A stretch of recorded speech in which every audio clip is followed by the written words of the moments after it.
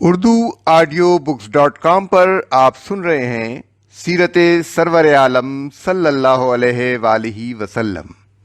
جلد اول، تالیف مولانا سید ابوالعلا مودودی، آواز وجیح احمد صدیقی، پروڈیوسر اظہر نیاز۔ باب 17، فصل 4، عیسائیوں کی گمراہی کے حقیقی اسباب۔ کہو اے اہل کتاب، اپنے دین میں ناحق غلو نہ کرو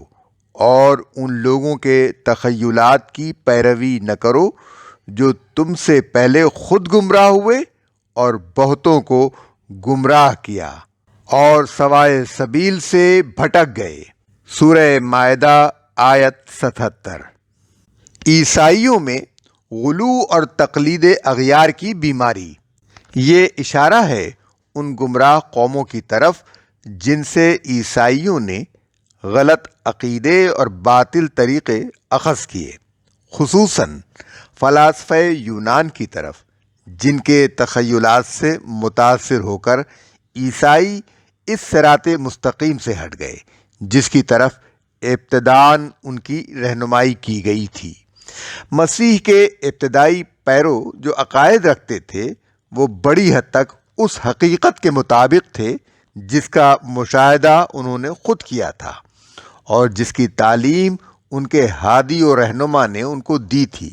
مگر بعد کے عیسائیوں نے ایک طرف مسیح علیہ السلام کی عقیدت اور تعظیم میں غلو کر کے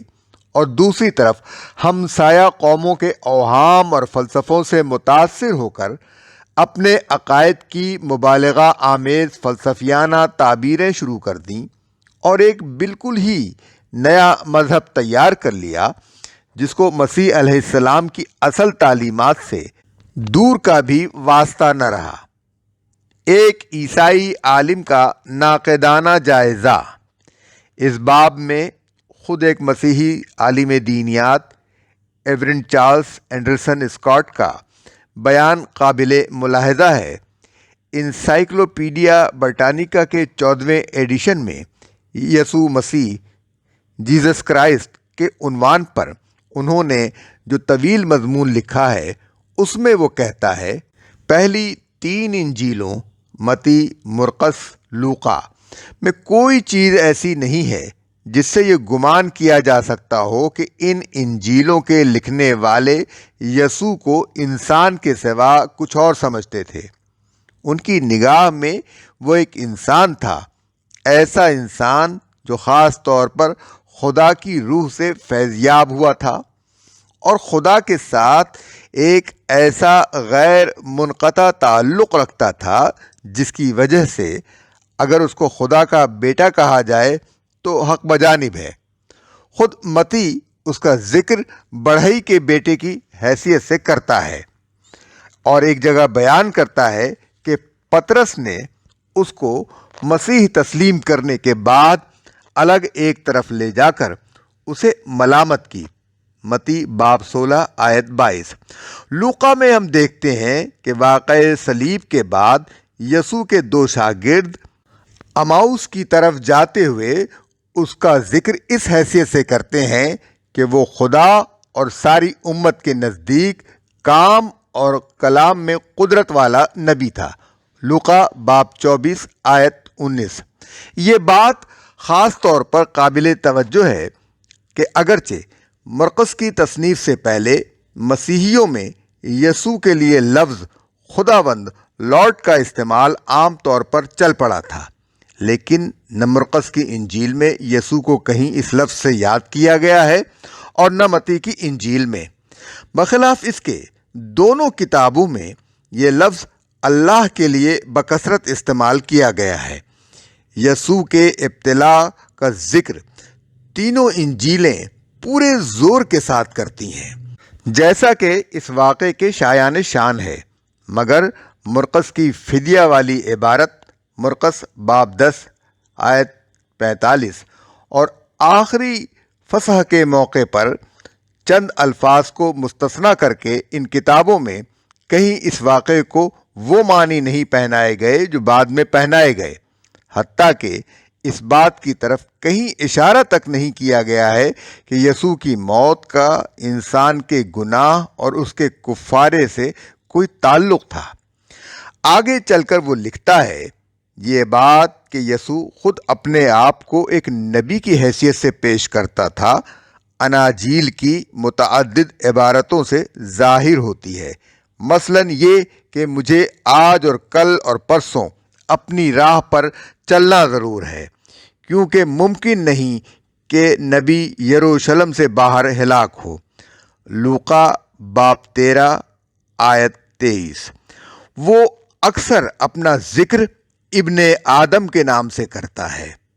یسوع کہیں اپنے آپ کو ابن اللہ نہیں کہتا۔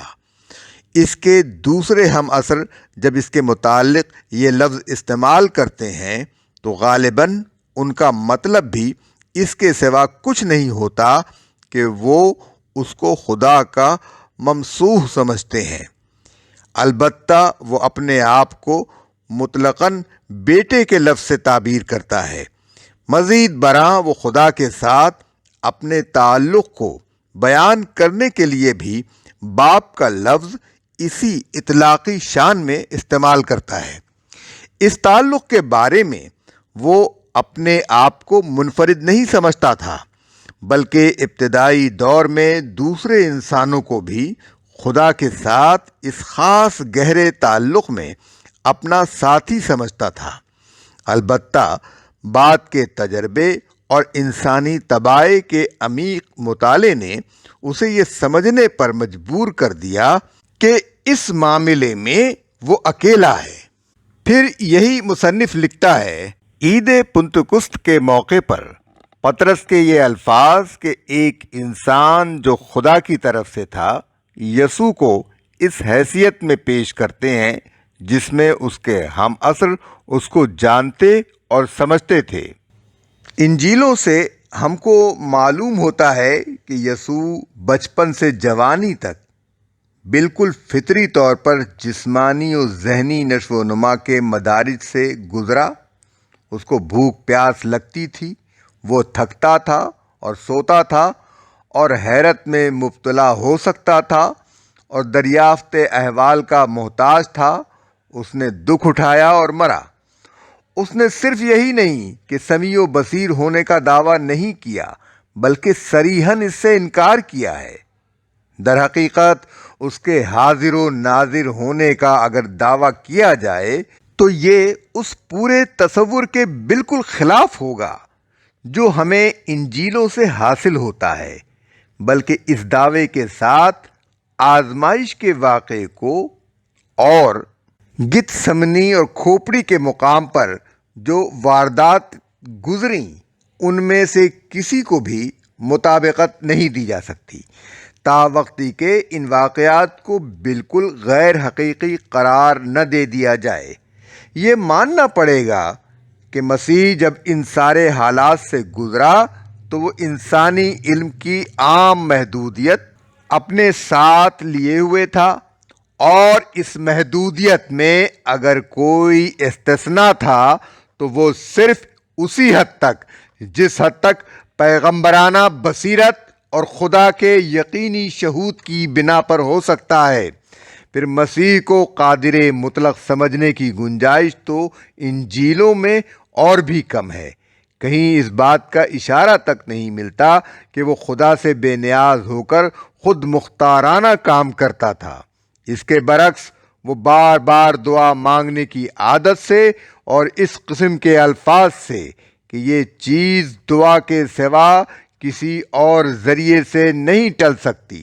اس بات کا صاف اقرار کرتا ہے کہ اس کی ذات بالکل خدا پر منحصر ہے۔ فی الواقع یہ بات ان انجیلوں کے تاریخی حیثیت سے معتبر ہونے کی ایک اہم شہادت ہے کہ اگرچہ ان کی تصنیف و ترتیب اس زمانے سے پہلے مکمل نہ ہوئی تھی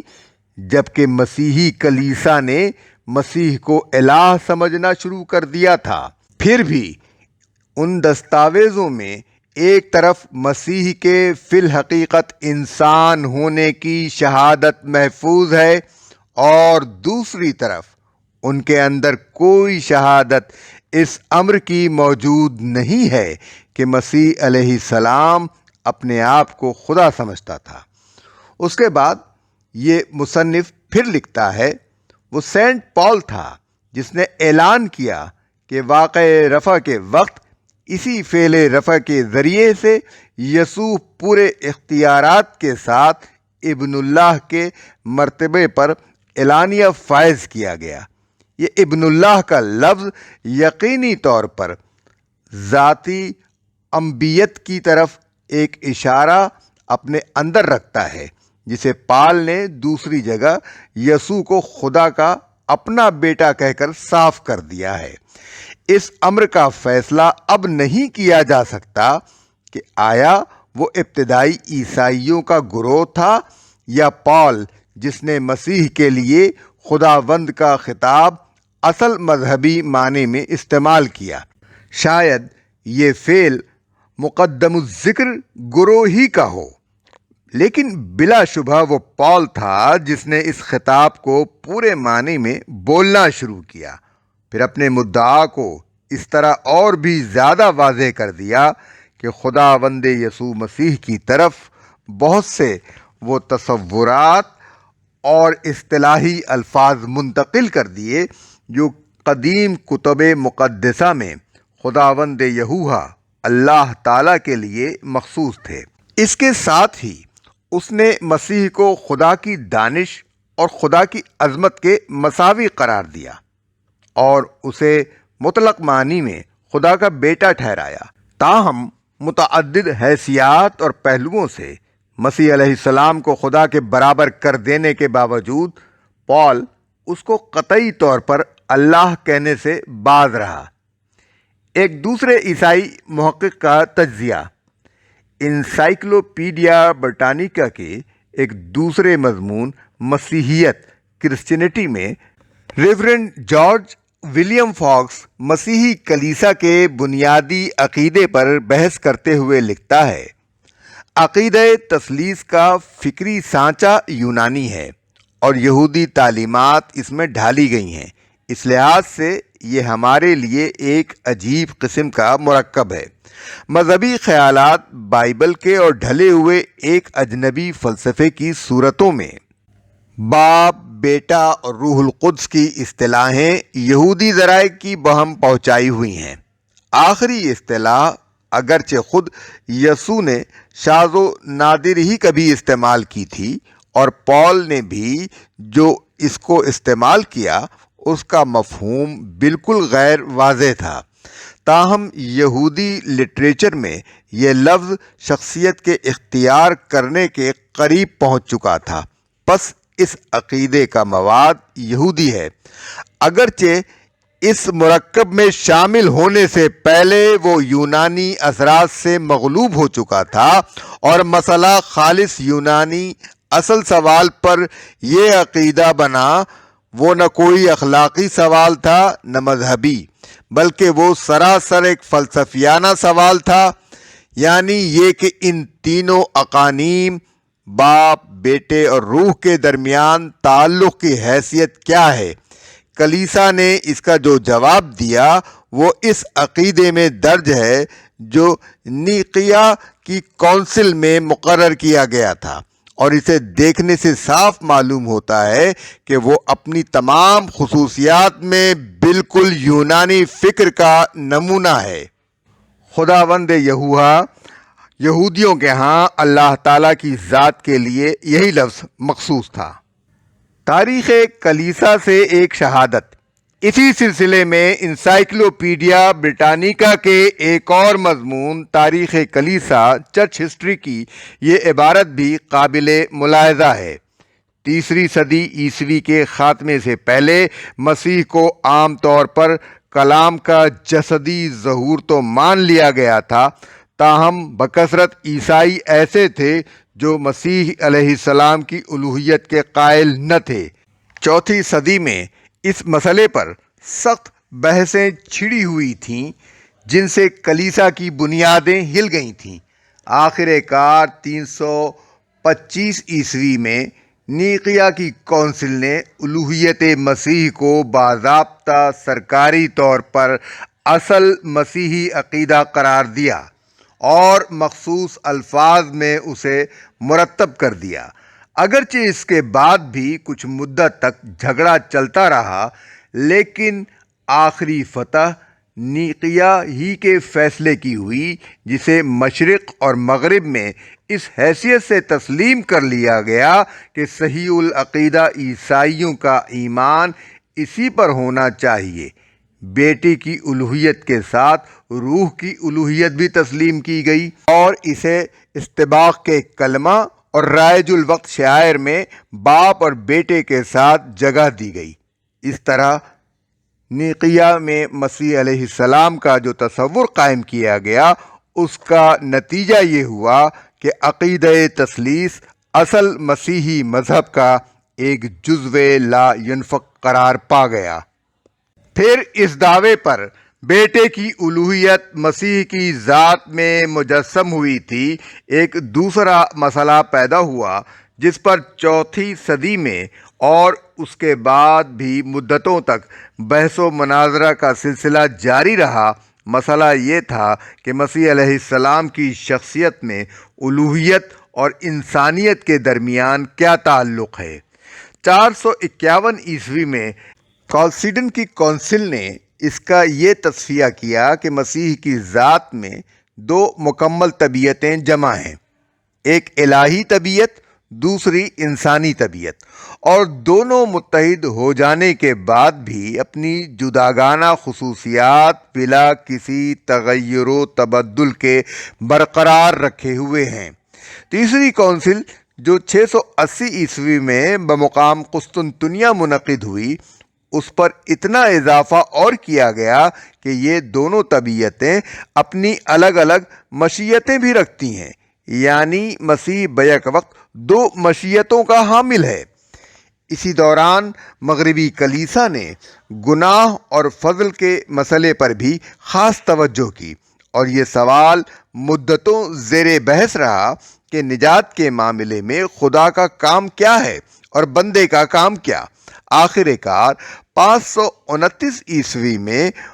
اورینج کی دوسری کونسل میں یہ نظریہ اختیار کیا گیا کہ حبوط آدم کی وجہ سے ہر انسان اس حالت میں مبتلا ہے کہ وہ نجات کی طرف کوئی قدم نہیں بڑھا سکتا جب تک وہ اس فضل خداوندی سے جو استباغ میں عطا کیا جاتا ہے نئی زندگی نہ حاصل کرے، اور یہ نئی زندگی شروع کرنے کے بعد بھی اسے حالت خیر میں استمرار نصیب نہیں ہو سکتا جب تک وہ فضل خداوندی دائماً اس کا مددگار نہ رہے، اور فضل خداوندی کی یہ دائمی اعانت اسے صرف کیتھولک کلیسا ہی کے توسط سے حاصل رہ سکتی ہے۔ حاصل بحث: مسیحی علماء کے ان بیانات سے یہ بات بالکل واضح ہو جاتی ہے کہ ابتداً جس چیز نے مسیحیوں کو گمراہ کیا وہ عقیدت اور محبت کا غلو تھا۔ اسی غلو کی بنا پر مسیح علیہ السلام کے لیے خداوند اور ابن اللہ کے الفاظ استعمال کیے گئے، خدائی صفات ان کی طرف منسوب کی گئیں اور کفارہ کا عقیدہ ایجاد کیا گیا، حالانکہ حضرت مسیح علیہ السلام کی تعلیمات میں ان باتوں کے لیے قطعاً کوئی گنجائش موجود نہ تھی۔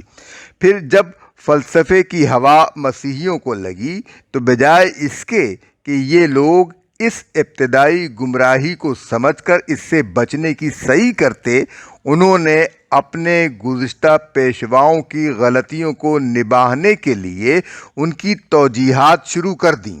اور مسیح کی اصل تعلیمات کی طرف رجوع کیے بغیر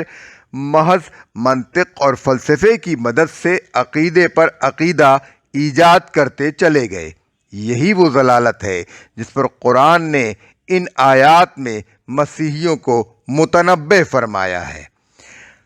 انسان کے پیدائشی گناہگار ہونے کا عقیدہ: کتب آسمانی نے کبھی انسان کے پیدائشی گناہ گار ہونے کا وہ تصور پیش نہیں کیا ہے جسے 1500 سال سے عیسائیت نے اپنا بنیادی عقیدہ قرار دے رکھا ہے۔ آج خود کیتھولک علماء یہ کہنے لگے ہیں کہ بائبل میں اس عقیدے کی کوئی بنیاد موجود نہیں ہے۔ چنانچہ بائبل کا ایک مشہور جرمن عالم ریورنڈ ہربرٹ ہاگ اپنی تازہ کتاب is original sun in scriptures میں لکھتا ہے کہ ابتدائی دور کے عیسائیوں میں کم از کم 3 صدی تک یہ عقیدہ سرے سے موجود ہی نہ تھا کہ انسان پیدائشی گناہ گار ہے، اور جب یہ خیال لوگوں میں پھیلنے لگا تو 2 صدیوں تک عیسائی اہل علم اس کی تردید کرتے رہے، مگر آخر کار 5ویں صدی میں سینٹ آگسٹائن نے اپنی منطق کے زور سے اس بات کو مسیحیت کے بنیادی عقائد میں شامل کر دیا کہ نوع انسانی نے آدم کے گناہ کا وبال وراثت میں پایا ہے، اور مسیح کے کفارے کی بدولت نجات پانے کے سوا انسان کے لیے کوئی راہ نجات نہیں ہے۔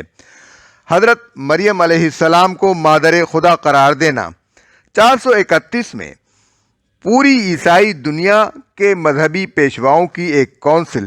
افسس کے مقام پر منعقد ہوئی، جس میں مسیح علیہ السلام کی الوہیت اور حضرت مریم کے مادر خدا ہونے کا عقیدہ چرچ کا سرکاری عقیدہ قرار پایا۔ عیسائیوں نے اللہ کے ساتھ صرف مسیح اور روح القدس کو ہی خدا بنانے پر اکتفا نہیں کیا، بلکہ مسیح کی والدہ ماجدہ حضرت مریم علیہ السلام کو بھی ایک مستقل معبود بنا ڈالا۔ حضرت مریم علیہ السلام کی الوہیت یا قدوسیت کے متعلق کوئی اشارہ تک بائبل میں موجود نہیں ہے۔ مسیح علیہ السلام کے ابتدائی 300 برس تک عیسائی دنیا اس تخیل سے بالکل ناآشنا تھی۔ 3 صدی کے آخری دور میں اسکندریہ کے بعض علماء دینیات نے پہلی مرتبہ حضرت مریم کے لیے ام اللہ یا مادر خدا کے الفاظ استعمال کیے۔ اس کے بعد آہستہ آہستہ الوہیت مریم کا عقیدہ اور مریم پرستی کا طریقہ عیسائیوں میں پھیلنا شروع ہوا، لیکن اول چرچ اسے باقاعدہ تسلیم کرنے کے لیے تیار نہ تھا، بلکہ مریم پرستوں کو فاسد العقیدہ قرار دیتا تھا۔ پھر جب لستوریس کے اس عقیدے پر کہ مسیح کی واحد ذات میں 2 مستقل جداگانہ شخصیتیں جمع تھیں، مسیحی دنیا میں بحث و جدال کا ایک طوفان اٹھ کھڑا ہوا، تو اس کا تصفیہ کرنے کے لیے 431 عیسوی میں شہر افسوس میں ایک کونسل منعقد ہوئی، اور اس کونسل میں پہلی مرتبہ کلیسا کی سرکاری زبان میں حضرت مریم علیہ السلام کے لیے مادر خدا کا لقب استعمال کیا گیا۔ اس کا نتیجہ یہ ہوا کہ مریم پرستی کا جو مرض اب تک کلیسا کے باہر پھیل رہا تھا،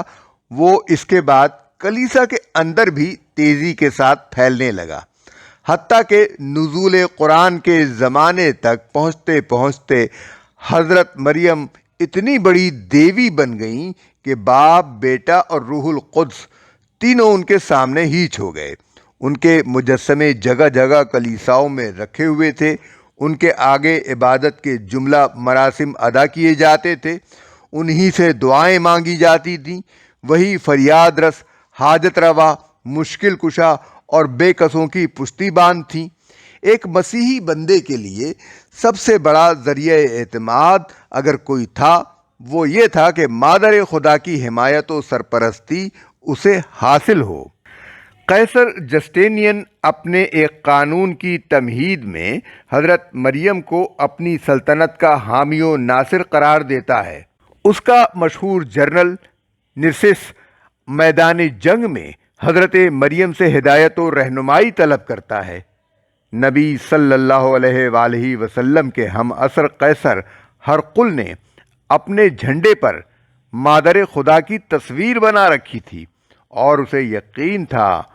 کہ اس تصویر کی برکت سے یہ جھنڈا سرنگوں نہ ہوگا۔ اگرچہ بعد کی صدیوں میں تحریک اصلاح کے اثر سے پروٹسٹنٹ عیسائیوں نے مریم پرستی کے خلاف آواز اٹھائی، لیکن رومن کیتھولک کلیسا آج تک اس مسلک پر قائم ہے۔